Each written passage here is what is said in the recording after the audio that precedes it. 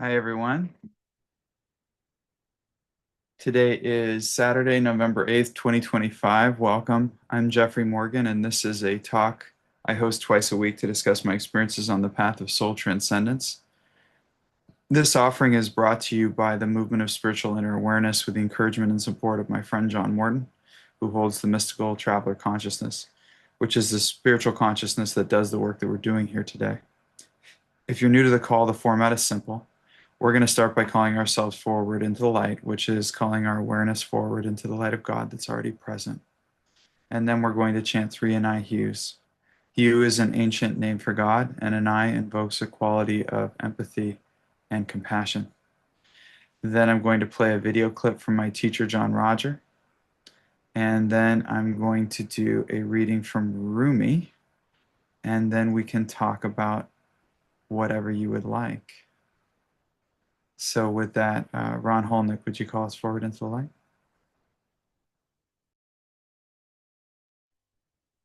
My pleasure. Let's take a nice deep breath, a breath of love, a breath of spirit. Lord God of all creation, we come before you this morning with love in our hearts, for love is all that really exists. And we are so grateful for this opportunity to come together in the way that we do and share in the loving and share in the vision of that which we are all moving toward. So be it.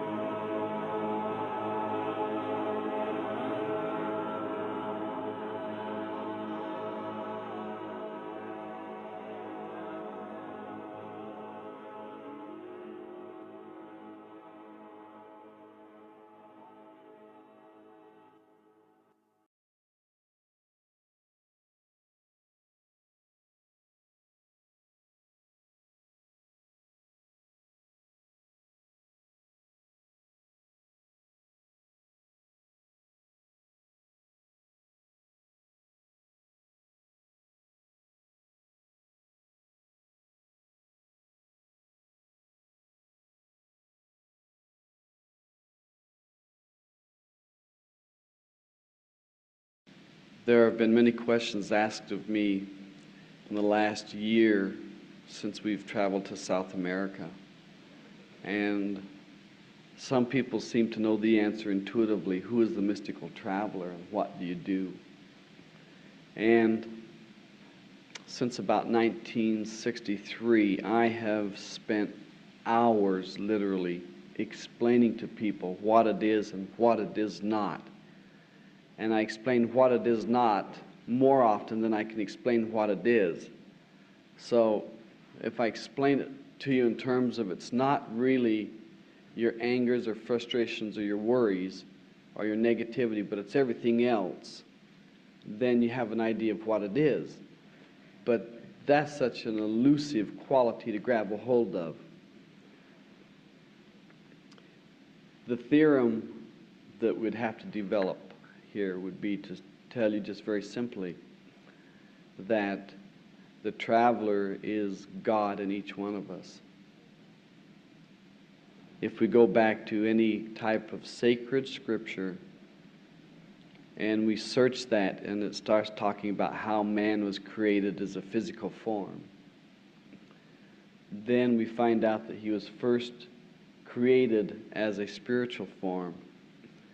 But if we take the word created back to its ancient meaning, then the word creation means organize. So then we look at the creation as something not created, but something that was organized out of what was already present. And it becomes a whole lot easier to deal with groups of people if you talk about creation and science in terms of organization, because that's truly what it means. Then we always look at ourselves as being creators because we create discord when there could be happiness, or we create happiness in the midst of discord. And in the very beginning of all existence, there just always was something.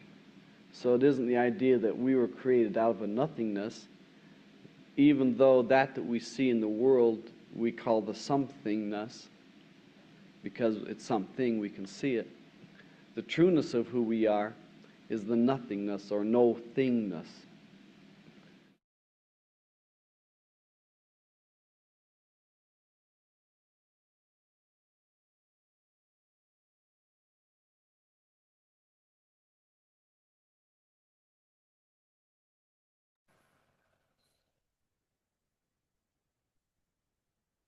All right, this is a poem by Rumi called "Split the Sack" from a book called Rumi Bridge to the Soul. Split the sack. Why does the soul not fly when it hears the call? Why does a fish gasping on land but near the water not move back into the sea? What keeps us from joining the dance the dust particles do? Look at their subtle motions in sunlight. We are out of our cages with our wings spread, yet we do not lift off. We keep connecting rocks and broken bits of pottery like children, pretending they are merchants. We should split the sack of this culture and stick out our heads. Look around, leave your childhood. Reach your right hand up and take this book from the air. You do know right from left, don't you? A voice speaks to you, to your clarity. Move into the moment of your death. Consider what you truly want. Now call out commands yourself. You are the king. Phrase your question and expect the grace of an answer.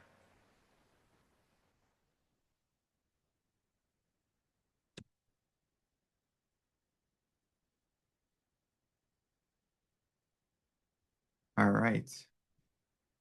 Joni. Good morning. Hi, Jeffrey. It's good to see you. Let me see. I'm on my phone. I want to see you. There you are. Um, so Frankie and I are in Palm Springs right now, and we came here to be with our dear friend Sally as she's getting ready to make that journey home. I want to hear the first line of that poem again. Why does the soul not fly when it hears the call? Yeah, yeah.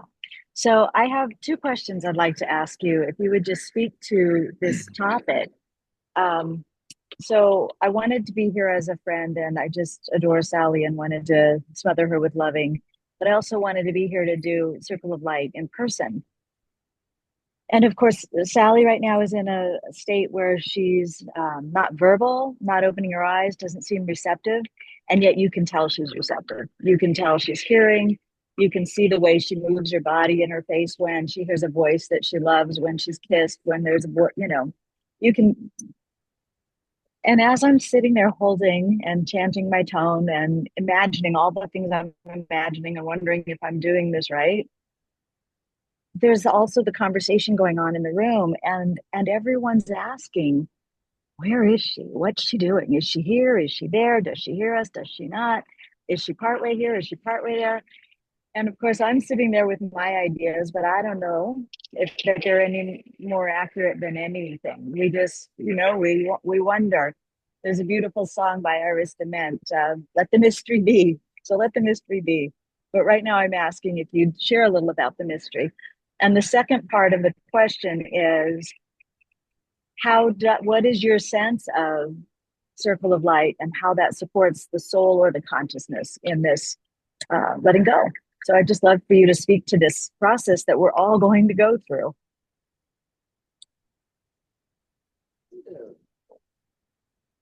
Yeah, for someone like Sally,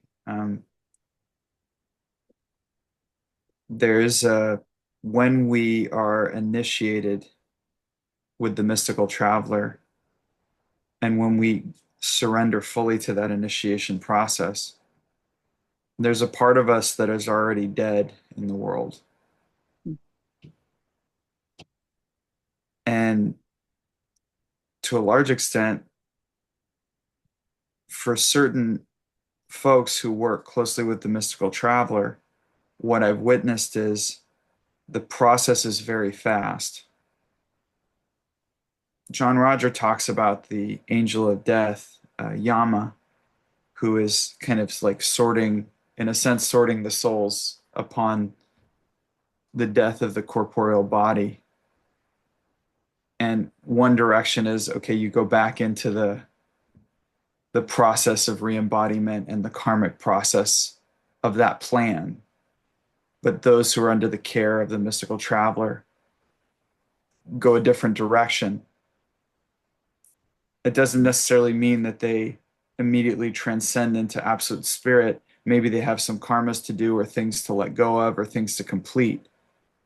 We tend to look at a life pattern in a very limited sense as that which is completed through physical action with a physical body. But there are other lives that we can have and experience and other ways that we can experience on other levels, even as we drop the corporeal form of the physical body.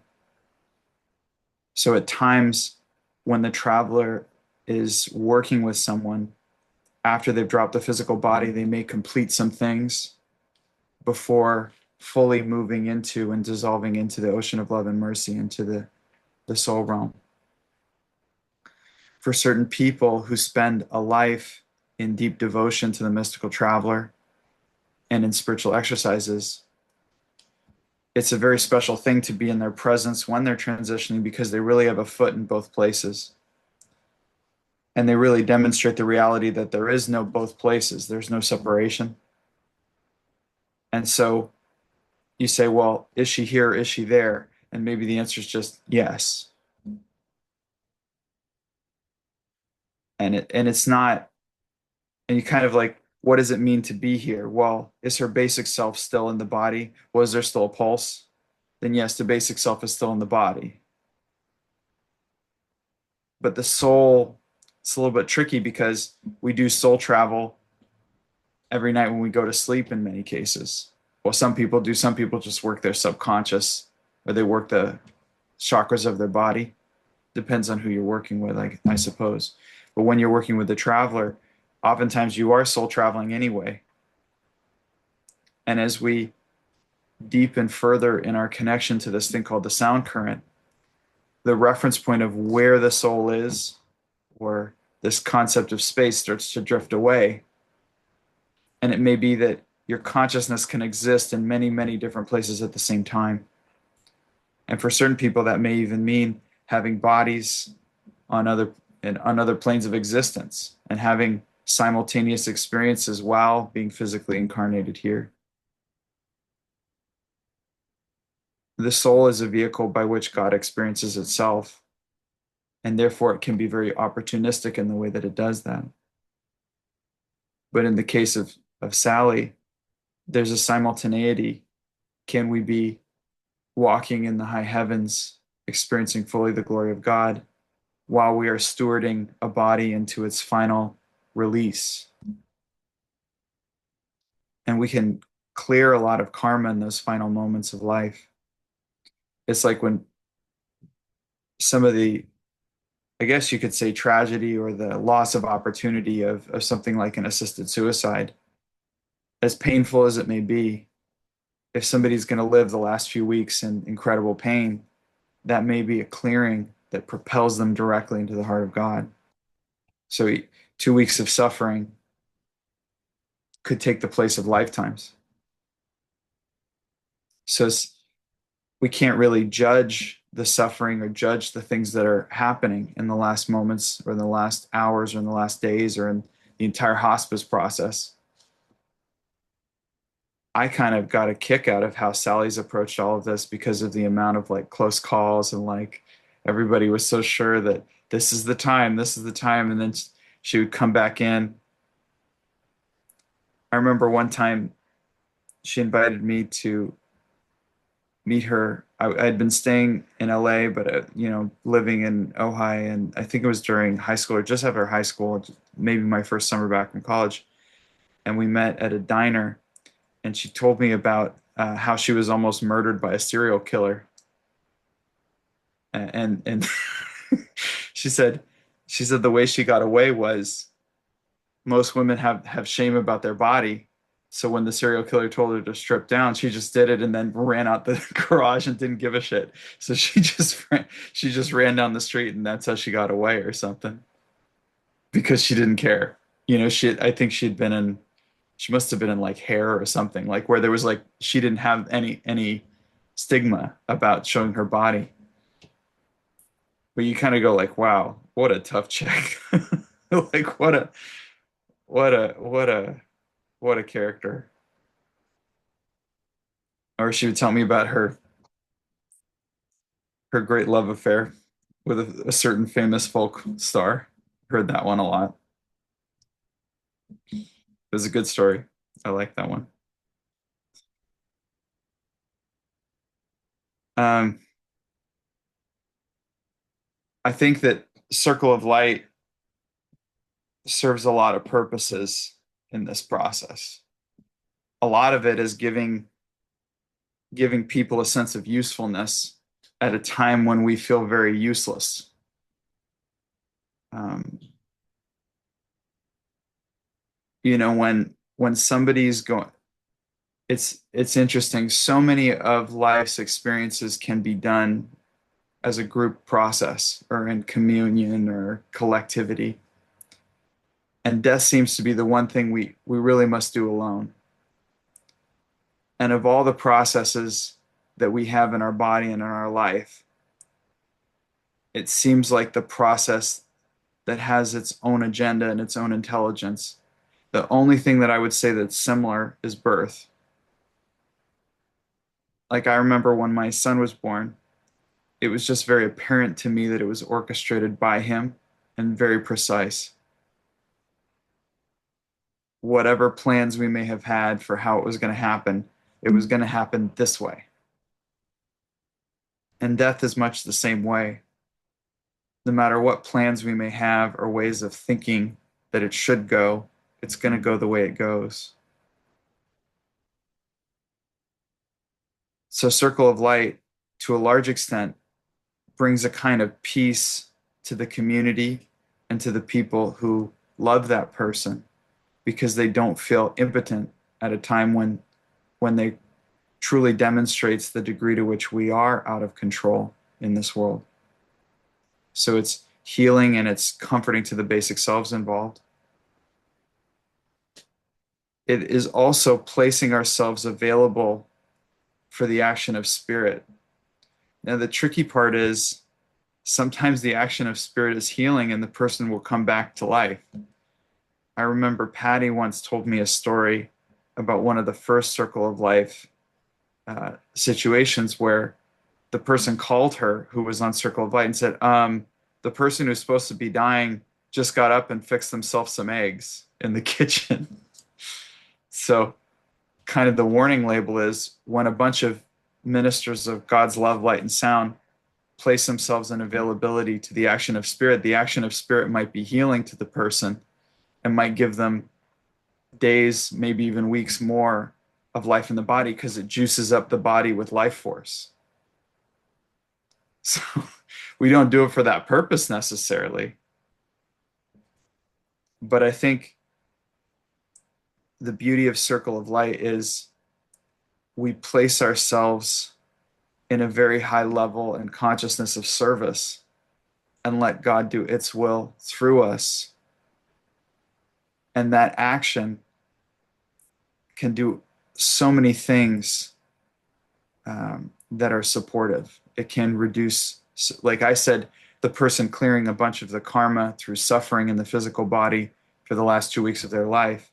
It may be that there's a respite and that the light comes in and makes the pain feel less severe at the time of death.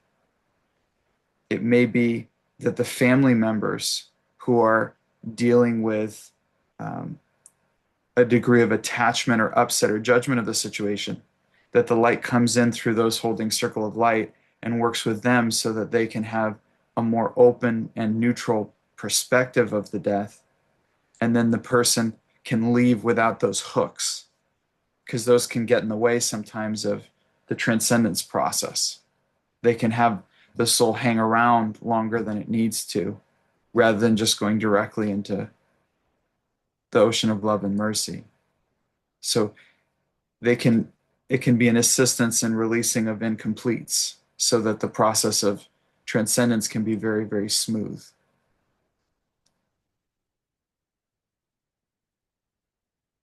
In the larger scheme of things,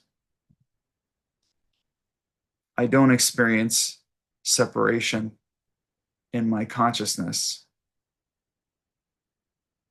um, with those who are dying and those who are living and those who are being born.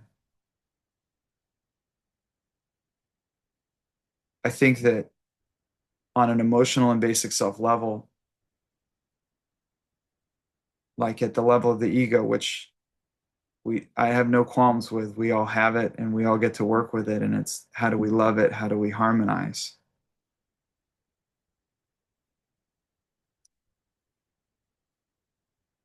I think the hardest thing for people to accept is that it could really be as simple as loving ourselves. That it's not really about what I do physically or what I participate in or sign up for. But if I was to just take time every day and love the Sally in me, that would be the entire universe's Sally healing. So it's a peculiar thing. I have never in my life been disturbed by death or loss because I've always felt so incredibly intimately connected with everyone in a way that I could never explain. Like I feel totally inept to put words on the closeness that I feel. And it's always been that way. I think in many ways, the challenge is translating that consciousness into something that aligns with the ways of the world and the ways the world functions.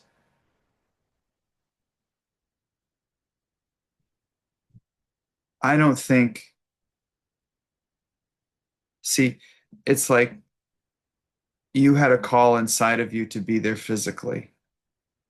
And I don't see that as better or worse than anyone else and whatever their call is. But your call to be there physically, to me, is as simple as, Lord, what would you have me do? And it's just following that. There's nothing else on that other than this is where God told me to be. I don't have a concept of, oh, I love Sally and I'm devoted to Sally and it's very important. Like I don't, it's like if I got the call right now to get on a plane, I would close the meeting and go get on a plane. You know, it's like that level of surrender. And you may be going down there to do ministry on the Davic forms in the desert, or you may be going there to hang out with some extraterrestrials, or you may be going down there to minister to people who will work with Sally, but have nothing to do. But it's not the Sally that really needs you. It's the people who have been caretakers to her, who have deep attachment level and identification with her in terms of their own ego and their own purpose of existence on the planet. There's the ordinariness of it. It's like you may have gotten on that plane just so you could minister to the hostess at your hotel or at your Airbnb. And that's enough. Like, I've heard stories. Somebody told me once that all the China trips that John Roger had said he had to give a soul initiation to a little girl through a fence in China, and that was the whole purpose of all those trips. All that money, all that travel, all those people, and it was just about one person needed their soul initiation. And it just occurred to me, it's like the generosity and the loving in that.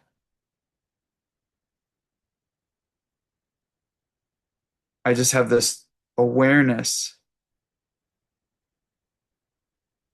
that it's like that consciousness that Jesus would travel to the ends of the earth for any one of us in the very depths of hell just to hold us. And that he already did that.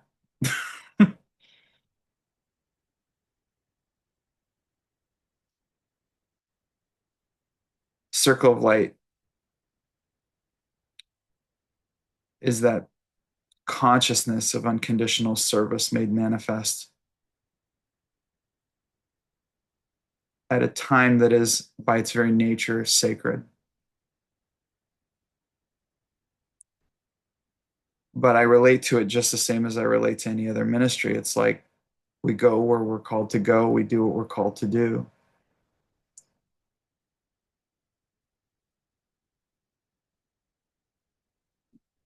And the interesting thing is, if we really all look inside and connect into Sally right now, she's in the same place that she was 2 years ago, 10 years ago, yesterday. She's still there. And she's still held in that loving. She's still probably saying really wacky stuff and expressing herself freely as she does.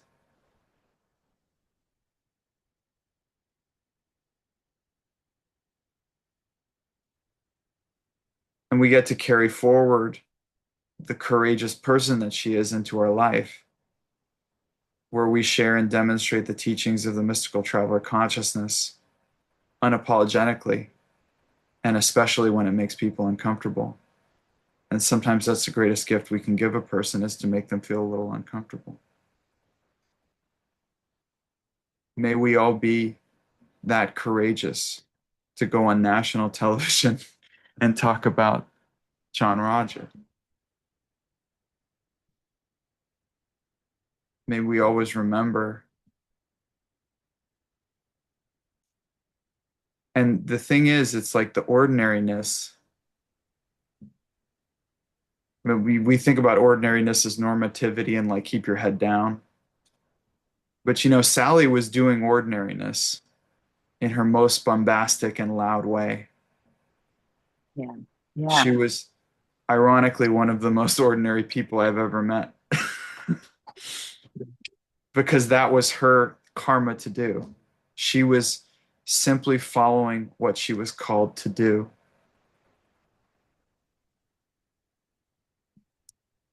And I'm just glad that I knew her. I'm glad I was entertained by her.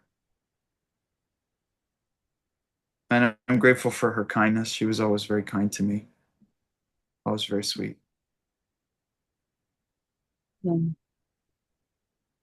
Yeah, I think one of the things that I'm most touched by being here is everything you. Thank you, Jeffrey. Oh my God, just thank you for this. It was thank you. um, what you said about Sally and her giving and her loving and what the way she has entertained us, been so willing to just give everything of herself. Seeing the people that are showing up for her, the people that are calling her, the people that are not in MSIA, that are so clearly in it and connected to it through her, and the loving they're pouring for her is just amazing. I feel so grateful to see the people that have just taken care of her for years and years. And I just wanted to respond to the piece about being here, because I want to say something out loud and acknowledge it. Yeah, what called me to be here is Sally has given me so much and loved me so much. And I wanted to just shower her with loving, sit in the parking lot in my camper and do that, And so I came to be of service to her. I came to what I believe is full of life, and I love that you shared about it. But I also want to say out loud, I'm here because every time I've been with someone who's made this transition from a place of knowing that they wanted to go where they're going, the blessing to me is immense. That what you described about that is just there's a level of selfishness too. I'm here because there's nothing I've ever found more uplifting than holding for someone as they're looking in the face of God and taking his hand and going. It's just a blessing beyond uh, anything else I've experienced, maybe short of bringing a couple of souls onto the planet. Um, so God bless her. God bless her soul. All of you, she is so aware of how much she is loved, and she's receiving it, and she's comfortable, and she's loved. And yeah, thank you for all of that. I'm just really grateful. Yeah, and Love you, Jack. I love the power of the honesty that came forward of like, yeah, I'm doing this for me. Yeah, I see, I think that's beautiful. I actually think that's the whole game. Like that honesty of like the things that I do are a part of a healing inside of me. And that healing inside of me is the entire universe healing together. yeah. Yeah. And even, I've very much taken to heart your words, love and serve the one before me, which I recently saw as a Bible quote and didn't realize that there's I a didn't know line in that. there's a line in the Bible that says, Lord, let me love, and I think it's love and serve the one before me, Jeffrey. Um, but I think just I'm gonna recognizing look for how that. much I'll find it because I have it. I saved it. I'll find it. Um, I'm aware of how much that choice to love and serve the one before me is for me. The blessing that I get in doing that. This has been up for me so much. And somebody recently said, I love how much you love your service. And it's like, that's what's in my consciousness right now, that my loving of you, my serving of anyone is a service to me. And wow, what a gift that is. And whatever it's doing for my soul, I receive. I'm grateful. I'm grateful. So, yeah, I love you. Here to serve whatever you want me to do. Thank you, Johnny. God bless All you. right. God bless you, babe.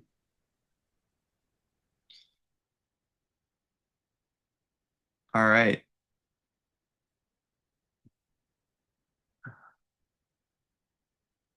Um, uh, Frankie, are you new to this talk? Have you shared with me before? I think you lowered your hand. Are you new to this talk? Oh, hello. Sorry about that. Yes, I'm brand new. Well, then you're on. You're in the hot seat. Wow, that's crazy. Um, yeah, hello, I'm Frankie. And I've heard a little bit about what you do, and not much though. Only that my friend Bryony keeps telling me that I should jump onto this thing and put my hand up. And I'm the last person who'd ever want to put my hand up, so I'm dying inside right now. Um, but I guess I just want to, if it's okay, share with you where I'm at with something in my life. And I understand that could be an okay thing to do in this space. Sure. Okay. Um, so I guess I feel like I'm in a very confused and stuck place in my life. I'm 38 years old. I'm from England, and I lived in Australia for 12 years, and I came back about a year and a half ago, a bit more. And I came back because my marriage broke down, and I felt very lost, and came back to England to, I guess, try and find some peace. And of course, I've discovered that I haven't found peace here, and um, and I'm having this kind of crisis of realization that this not peace in myself seems to just follow me everywhere. So originally I was going to come on and say, I don't know where to live. Should I go back to Australia? Should I stay in England? Um, but I've realized that like all through my life, I've just never been able to feel a sense of belonging, a sense of um, clear purpose, someone who's just very good at lots of things, but not very good at anything particular. And I feel like I'm unable to commit to things because I'm always wondering whether I'm doing the right thing and whether that's a relationship or, I've done some good things in my job or whatever. But yeah, and I don't have children and I would love to have children. I don't have a committed partner and I'd love to have a committed partner. But I don't know how to do those things because I feel like I can't get to a place of peace to be able to offer something. And I wondered, how do I get direction and how do I find peace in myself to be able to make those decisions? Does that make sense? Definitely. It is a theme of the human condition. Right. Do you want a point of view on all that? What you I'd just love a shared? sure. No, I'd love a point of view. Thank you. That's very kind. My pleasure.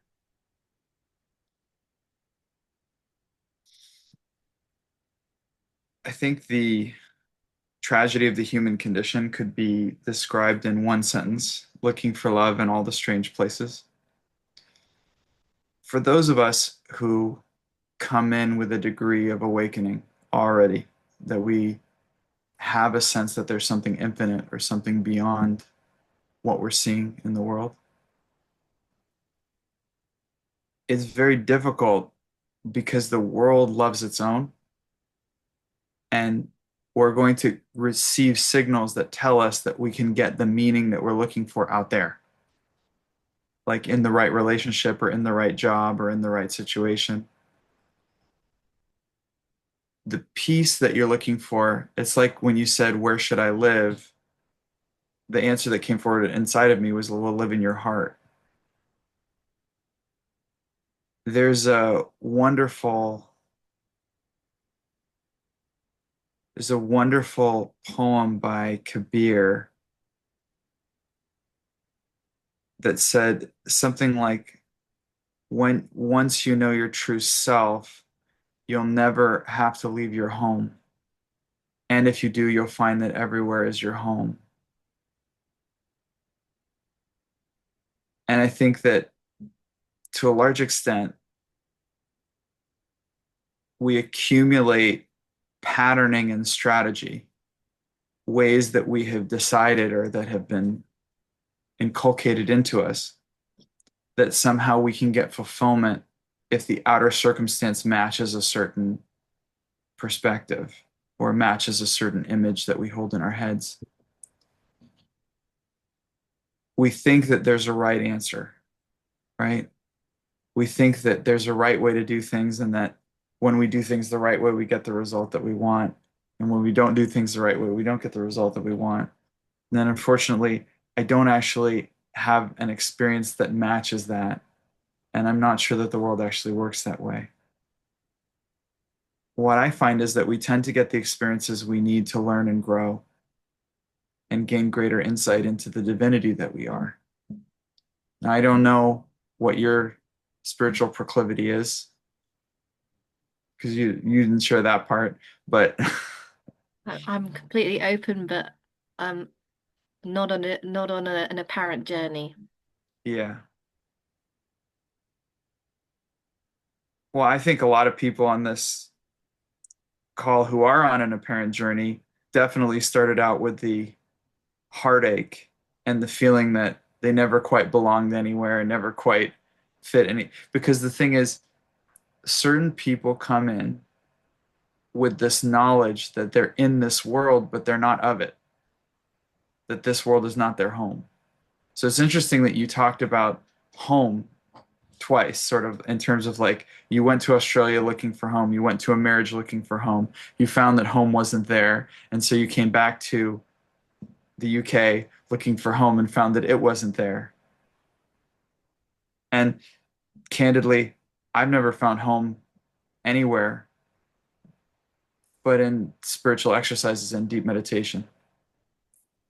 So I don't know that you're going to be able to scratch that itch or satisfy what you're looking for. But the good news about it is if you start to connect to your spiritual essence within you and really, as a practical reality, have the experience of your own divinity, you will no longer be looking for that satisfaction out in the world, and therefore you won't necessarily feel the disappointment or the upset that comes when it doesn't actually meet that truth bell within you, because you seem like somebody who has a sense of truth enough to know when something feels off, and then you don't want to be around it. Like you're like, okay, that's proven itself not on, therefore I'm going to go on to something else.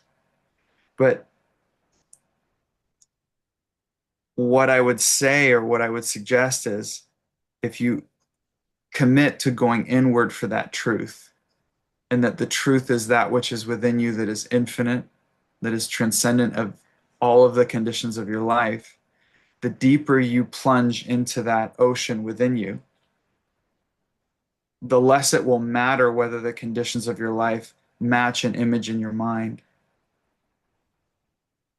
You create doubt for yourself. You create doubt because, as you said, you're a jack of all trades, master of none, or something like that, or like you're good at too many things, so you haven't really hung your hat on anything. That's kind of what you said. Yeah. Yeah. Yeah, and I mean, I had a similar path in a sense, not to toot my own horn in that way, but like to say, I always felt like I was jealous of those people who were only good at one thing because it was kind of obvious what they were supposed to do with their life. Yeah. Yeah. Well, the other characteristic of somebody who has been tagged for this type of spiritual work that we do, not that I'm trying to put that on you, but a characteristic is we often come to this particular lifetime where we're going to work in what we call the sound current, laden with many, many karmas, because we're going to process many, many karmas in a single lifetime. And those karmas involve skills and abilities and things like that. So it can be very confusing because you go, wait, I thought I was supposed to be at this, but then my career changed, and then I was at that, and then I was at this. And you're just doing a lot of different karma in one lifetime so that you can complete and go home. Feel like I must have a lot of karma. I must have done some bad things because No, no, no. There's no bad things. There's no good things. There's just action and completion. You run uh, bad and good on yourself. That's a mythology of your own mind. You may have preference. I prefer to be around people who are loving. I prefer to be around people who don't lie to me. But people are going to lie to you because you have a little bit of that karma, and that's okay. So that you have a judgment. The problem is you're walking through your life and walking through your karma, and you're going, well, what does this say about me? Because your ego's kind of big. So you kind of like, what does this say about me? Am I this type of person because people do this to me? Or am I this type of person because this happened? And the answer is no, you're none of that. You're just doing your karma. You're just doing the curriculum that you agreed to complete in this lifetime. The home that you're looking for isn't here. It's like you can go to all the pretty places and all the wonderful people and and you're still not going to be satisfied because that which you crave is not of this world. It's just not gonna you're gonna get bored. You're gonna get bored a lot in your life. You probably know boredom pretty well, no? I know boredom, yeah. Yeah. Um, I have to premise this that I can't believe that I'm live with Jeffrey Morgan and my battery's about to die. But I also, so if I disappear, it's not because I didn't love what you said, it's because my battery died. Um, um, I also want to say that thank you for sharing that with me. And some of those things really stuck with me. And I love the action and completion. And I'm realizing as I'm talking to you that this like inability to commit, because I see so many opportunities all the time in anything. I even can love like everyone. I can love everyone, even if like they've done something really bad. I could promise you I could find a reason to love them. And it drives me insane because I can't, I wish I could be more cutthroat and be like, this is not the best road for me. No, Yeah. you don't. Being cutthroat has its own jagged edges, and it's better to be as you are. But understand that it's not better to be as you are than anybody else. It is part of the karma that your personality is part of the karma that you came in with. But the way that your soul expresses through your consciousness as a peace that surpasses understanding and a joy that you can't explain and a loving that you can't explain, that is who you truly are. But people are going to take advantage of you, and that's fine. It's like when people say, "Oh, don't you know all these people are taking advantage of you?" And I go, "How can they take advantage? I give it away freely. What advantage are they taking when I give it?" Yeah, I do But give see, it. but see, what you have is a little bit of a blindness going at times where you, in a sense, to create continuity between the loving that you are, that you're aware of, Yeah. and the behavioral level, you'll not gaslight yourself, but you'll kind of obscure the negativity that's present. It's okay. Like you can love somebody unconditionally and see the full shadow that they got going too. And you can love it equally. And be maybe too forgiving. No, it's not about being forgiving. It's about whether you're sourcing from the knowing of your soul or sourcing from the reactivity of your karma. Your Yeah. karma has a being taken advantage of energy on it. Yeah. So you have that's you operating from karma, but you operating from truth and the soul within you is you anchoring to a very deep part of yourself that is not your karma and seeing the truth in that. And then simply following that directive that has neither good nor bad, right or wrong on it. It's just a directive. I think you've muted yourself, and I don't. Maybe someone can unmute you. Um, Sorry. there you go. Thank you. Yeah, no problem. Oh, you muted yourself again. That's Sorry. funny. Yeah, no, Yeah. all good. So Yeah, I feel like that must take a lot of strength and character to do, and that's in a no, journey. And I feel like the more I it, work to do it, the harder it becomes. no, the strength and character comment that you made is from your mind. It doesn't. It takes you bringing your attention and your awareness into the infinite in you rather than the karma that you're expressing in this lifetime. I know it's not hard. It's just choice.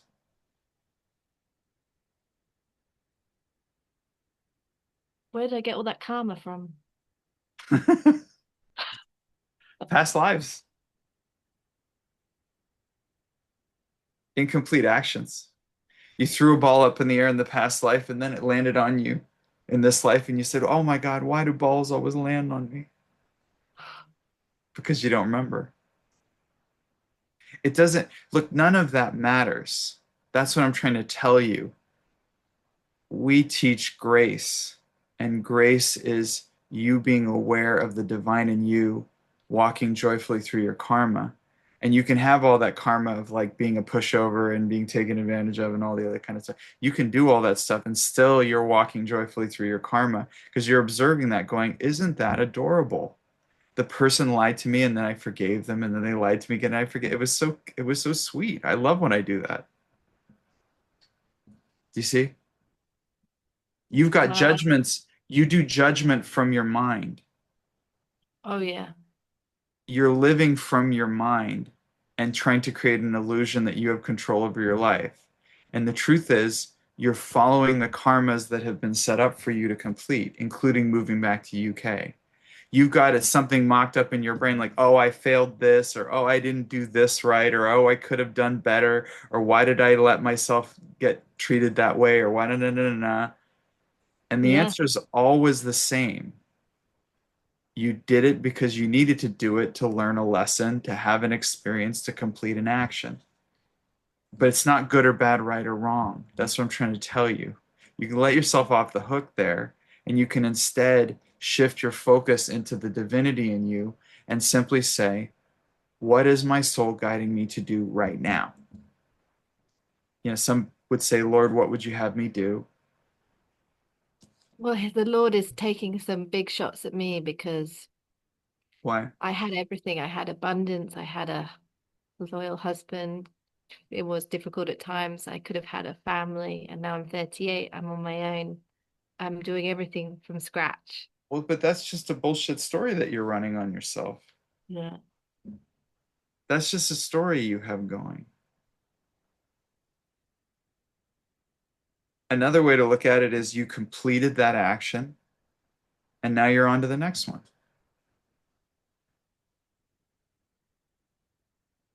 Look, it's scary. Letting go of the illusion of control through your mind is scary.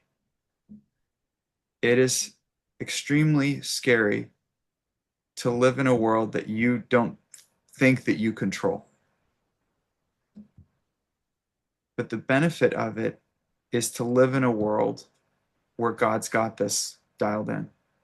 Spirit's got this dialed in. Where nothing happens to you and everything happens for you. And God just feels super duper generous. And you don't know what you may have been protected from. Everything that you went through may have been so that you could have this call with me, so that despite me, because I'm not the source of all this, but Spirit comes through and touches you and it starts activating in you so that you could know a truer part of you that's not in the world. Those things that you had in the world are not the treasures you want to build. They're not what's important. We teach health, wealth, and happiness, abundance, prosperity, and riches, caring, sharing, touching. We teach all that, but not as something to obtain symbolically in the world. It's as an expression of the infinite abundance of our own soul nature that manifests onto the planet. So everyone keeps telling me I have to learn to love myself, and that seems to be an impossible task. So my question is that everyone looks pretty all right with themselves here. So I'm wondering if No, no, no. you're, You is it don't, because you learn to love God? Is that how it works? And then that means you love yourself? I would put it more like this. You don't have to learn to love yourself. You have to remember that you are loving itself. You don't have to learn to love yourself. You have to remember that you are loving itself. I am God's loving in expression on this planet. Okay.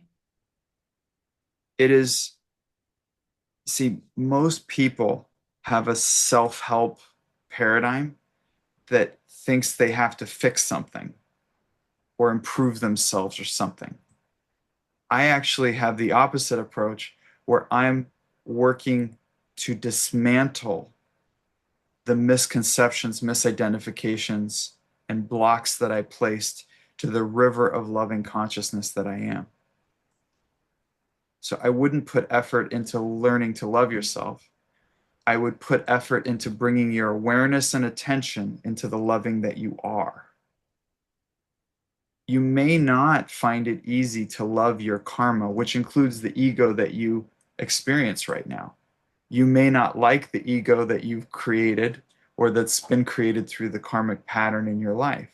That's fine.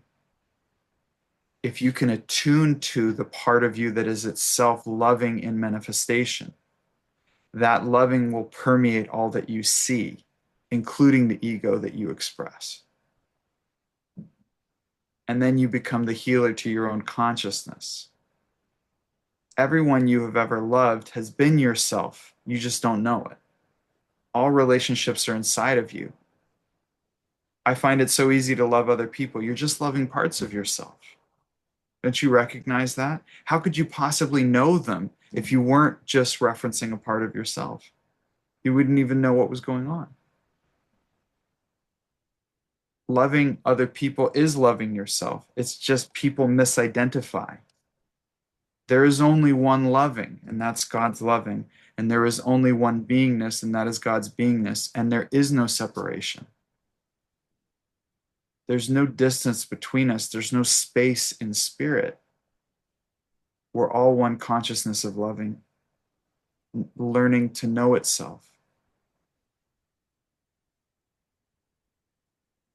Thank you. But now, so you feel a little bit of that peace coming in. Like while I was talking to you and distracting your mind, the real work was going on, where you started to feel a little bit of the energy kind of coming in, like the warmth. Mm. That's just vibrating who you are so that it amplifies a little bit louder than your mental chatter. And then I distracted your mind. But everything that's going on is just who you are. It's just breathing in and breathing out. Even breathing is a spiritual action because every breath is given to us as a gift from God. We are being breathed. So it's like you don't have to look any further than your breath to know that God is with you and God loves you and that you are God's loving in manifestation.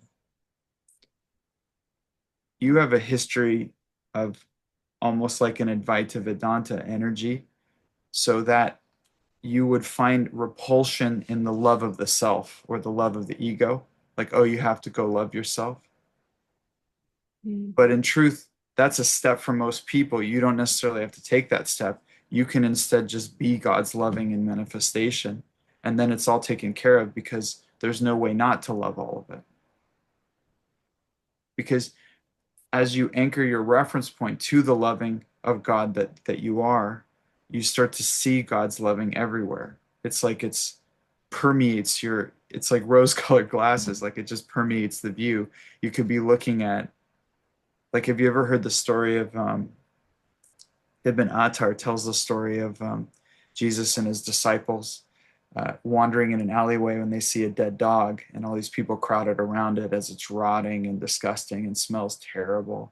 And the disciples are just horrified. They're trying to like hold their nose and kind of like just get around these people to keep moving. Oh Lord, don't be around all these people. Let's just keep going. And Jesus stops and starts staring with deep, deep love and admiration for the dog,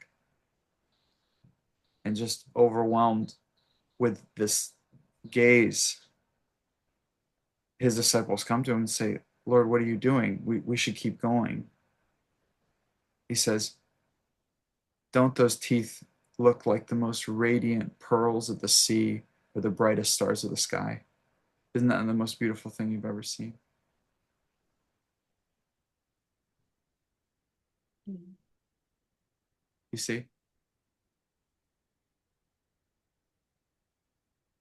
When we know ourselves to be nothing but the love of God made manifest, we can't help but see the love of God everywhere and in all things.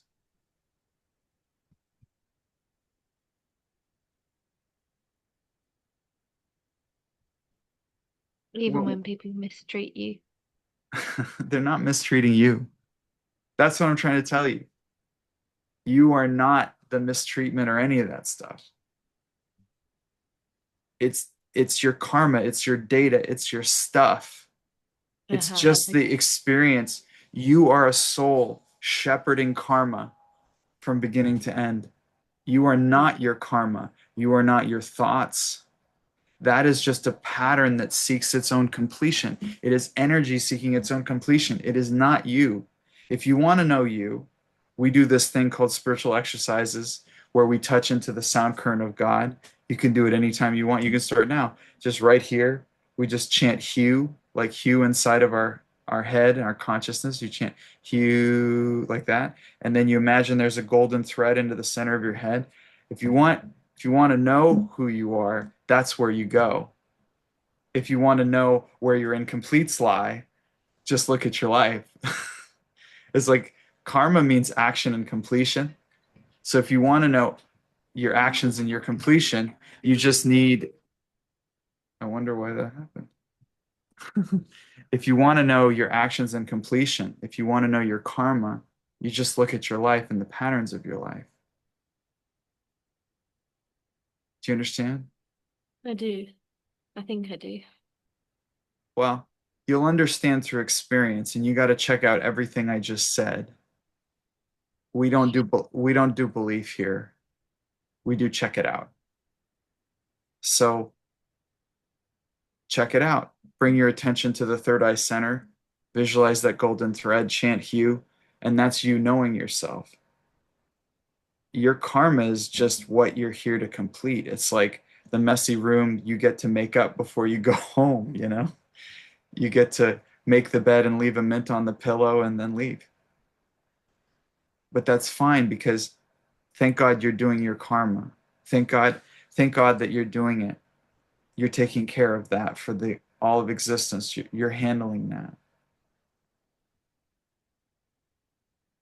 I told you earlier, and maybe I was guessing and maybe I wasn't. You have a karma where people are going to try to lie to you and gaslight you a little bit, and then you're going to personalize it. Maybe. Yeah. So when people are unkind or when people do those things, that's what I mean. It's like they act a certain way and then they shift all of a sudden and seem to turn on you in a way. Mm. So none of that has anything to do with you. That's just the stuff you're completing this time around. And the more you know yourself as divine and beyond the ebbs and flows of your karma, the more you know yourself that way, the less those ebbs and flows of karma will affect you and cause you to question yourself. Because doubt is healthy, like questioning things and checking them out, but doubt for its own sake that simply denies the knowing that's within your heart is not useful to you. And that's what your mind usually does. It will use the evidence of difficult karmas that you walk through in your life to prove that somehow you're off. Yeah. Am I warm? Am I Yeah. close? Yeah. Yeah. That's the mind is just lying to you. You find truth in that point of infinity within you. The mind is just a product of your karma like everything else. The Mm. thoughts in your head are simply the outputs of a system of karma completing itself.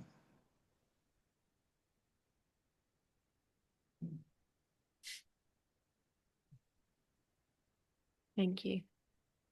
Your energy looks better. How do you feel? Well, I really like that whole shift in the way that you've got me to see things, like that maybe it's not all up to me. Yeah. And that feels like a bit of a weight off my shoulders. What's up to you is bringing your attention and awareness into the places within you that are authentic and real, not simply subject to the weather.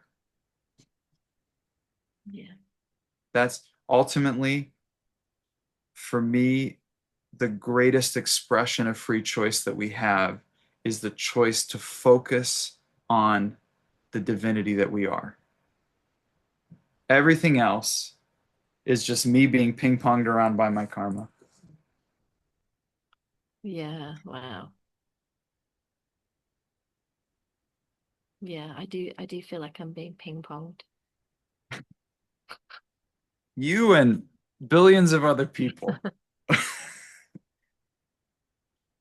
And then instead of judging it, maybe you go, isn't that adorable? Frankie is so sweet. She must really love ping pong.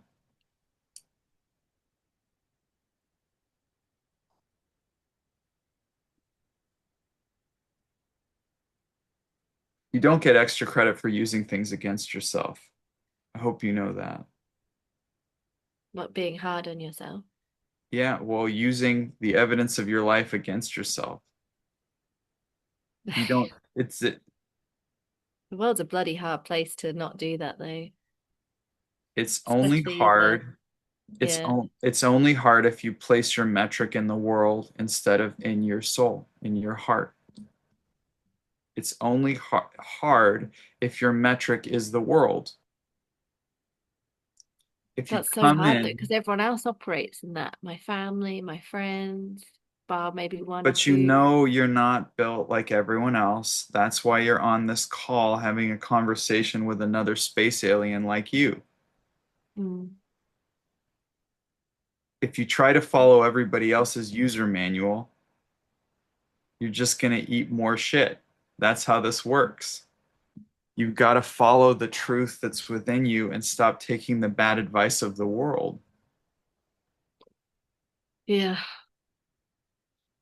Everything I'm telling you, you just kept going, oh, yeah, that's right. Oh, yeah, that's true. Oh, yeah, I know that. Oh, yeah. No, so I'm here not to tell you anything original or new. I'm here to tell you what you already know. Yeah, I think it's just being brave enough to take the plunge on that because I do know what you mean about God because I have felt it at times. I think that if you just chant into your third eye center and you chant the hue into your third eye center, and you do that a little bit every day, like 10 minutes every day, after a while, it won't be a question of courage because it will be so present, vibrant, alive, and intense in you that doing otherwise, other than aligning with that truth within you, will be intolerable in your consciousness. You won't be able to deny it. The only reason you think it's a question of courage, now maybe it's a question of courage in the sense that courage comes from the word for heart in French. So it is about the heart for sure, but it doesn't require you to be overcoming fear because the fear drifts away when the knowing of spirit is present. You have fear because you have doubt, and you have doubt because you haven't taken the time to have direct experience, because you haven't taken the time to look inward and you've been looking outward for your reference point. Mm. So I guess my challenge to you is if you just go in and focus on the third eye center and do some hewing inside yourself, see what happens, and come back and say hi, let me know. Maybe I'm full of it. You got to check it out. Okay. Deal? Deal. All right. Cool. Thank you. Bless you, Frankie. Thank Thank you you. for sharing. Thank you for having me. Thank you for giving me your time. So the good news is it was never my time. It was always God's time. All right. Well, thank you all. Um, it is that time. I think, can somebody post a link to the mysticism of sound, the event with our friend Paul K? Somebody can post that. There's still tickets available, so check it out. It's going to be a lot of fun. He's a sweetheart, and so are you. God bless you. I love you. Peace be still. The blessings already are.